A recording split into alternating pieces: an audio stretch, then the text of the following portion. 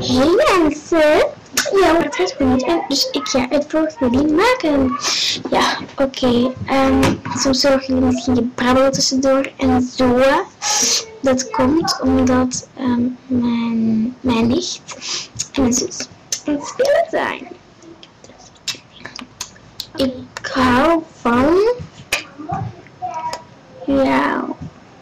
Maar het is een videootje gaan eten. Het thema van deze week is om een vlog te maken, maar dat ga ik niet doen. Dat heb ik niet gedaan, omdat ik dat totaal vergeten was.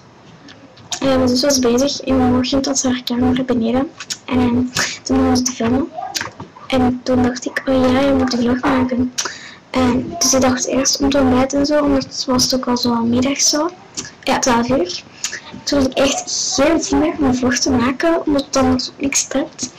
Dus ik dacht, waarom dat ik het gewoon niet allemaal zeg wat ik in de vlog zou hebben gedaan. Ik heb geen zin om te vertellen. Oké, het zal wel moeten zeker. Ik ben dus eerst mijn nichtje gekomen, dan zijn we naar papa's werk gegaan voor de auto en zo te doen en bla bla bla bla.